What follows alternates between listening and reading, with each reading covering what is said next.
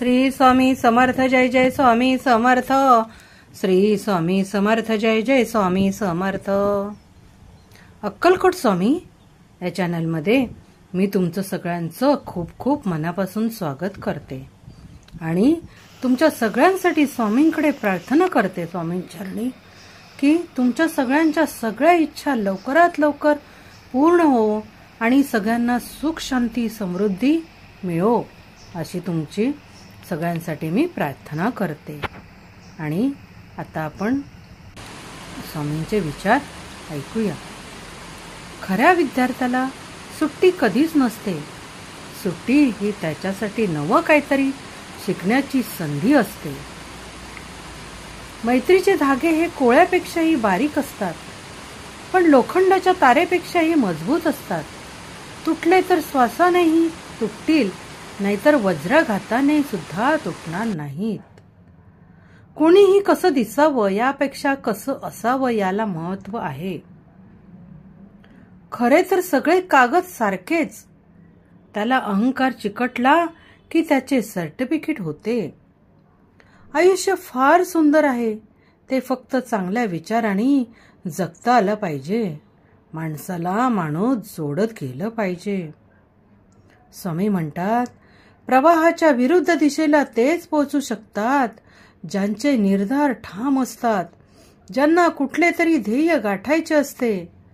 ज्योतिबा फुले असं म्हणतात, नवीन विचार तर दररोज येत असतात, पण त्यांना सत्यात उतरवणे हाच खरा संघर्ष।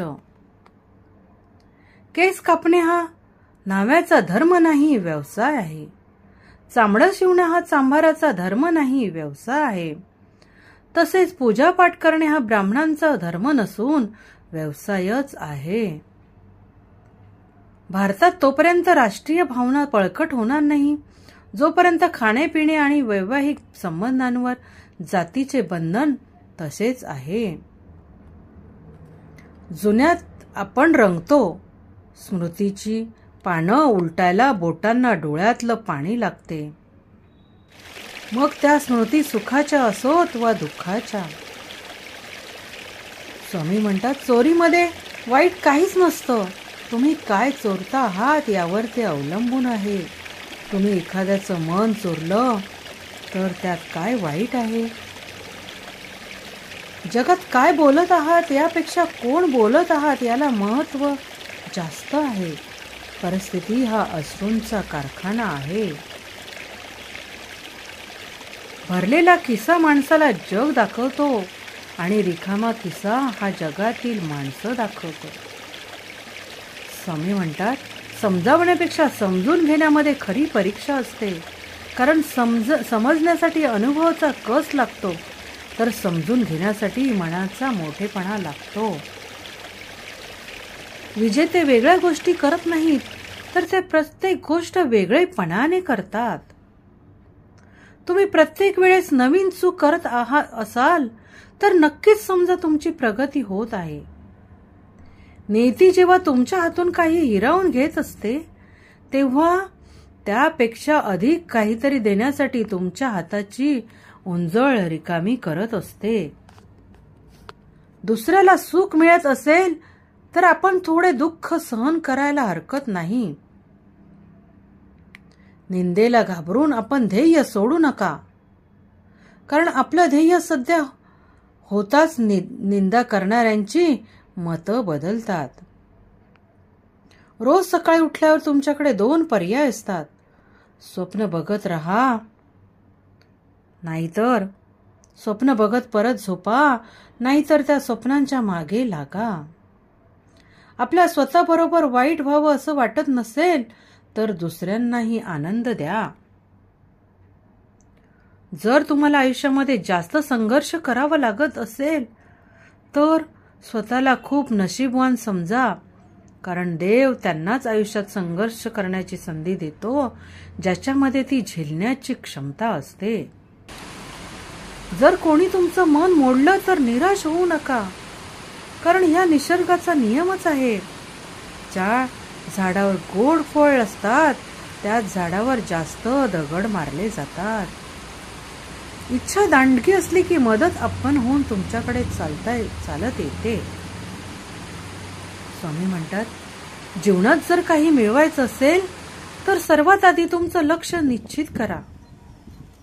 डोकं एकाग्र केल्याशिवाय आयुष्यात कोणतंही महान कार्य करणं शक्य नाही. कोणतंही काम महान बनण्याचा एकच मार्ग आहे की ते काम आवडीने करा. जिंकणारी लोक काहीतरी वेगळं करत नाहीत, ते फक्त प्रत्येक गोष्ट वेगळेपणाने करतात. आपल्यामध्ये फक्त एकच कमतरता असते, ती म्हणजे आपण गोष्टी करतो कमी आणि बोलतो जास्त. नेहमी लक्षात ठेवा, तुम्ही केलेला संकल्प हा कोणत्याही इतर संकल्पापेक्षा महत्त्वपूर्ण असतो. कार्य हाच यशाचा पाया आहे. वारंवार अपयश मिळून हे उत्साह कमी न होणं हीच यशाची पायरी आहे. यश तुमच्याकडून काहीही चूक झाली नाही यामध्ये नसून चूक दुसऱ्यांदा करत नाहीत आहात यात आहे. जे तुम्ही करू शकत नाही त्याला जे तुम्ही करू शकता याच्यामध्ये येऊ देऊ नका. या क्षणी केलेली चांगली गोष्ट तुम्हाला पुढच्या चांगल्या क्षणापर्यंत घेऊन जाते. तुमचं यश यावरून ठरवा की तुम्ही ते मिळवण्यासाठी काय गमावलं आहे. मी बघितलंय की आपण जेवढी जास्त मेहनत करतो तितकं आपलं भाग्य आपल्याला साथ देतं. या जगात यशस्वी होण्याचा सर्वात चांगला मार्ग म्हणजे जो सल्ला आपण दुसऱ्यांना देतो त्यावर काम करणं. स्वामी म्हणतात, सर्वात मोठी चूक म्हणजे हार मानणं. यशस्वी होण्याचा सर्वात चांगला मार्ग म्हणजे प्रत्येक वेळी अजून एकदा प्रयत्न करणं. जोपर्यंत आपण काम पूर्ण करत नाही तोपर्यंत ते काम अशक्य वाटतं.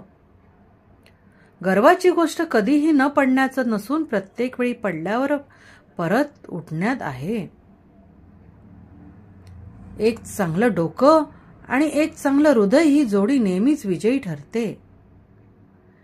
एक उंच शिखर सर केल्यावर तुम्हाला नेहमी दुसरी शिखरांनी सर करण्यासाठी खुणावलं पाहिजे. मी हे ओळखलं आहे की कोणत्याही गोष्टीची भीती न वाटणं यात साहस नसून आपल्या भीतीवर विजय मिळवणं हे साहसी आहे. आता आपण स्वामींचा कृपातारक मंत्र म्हणूया. निशंक होई रे मना, निर्भय होई रे मना, प्रचंड स्वामीबळ पाठीशी नित्य आहे रे मना.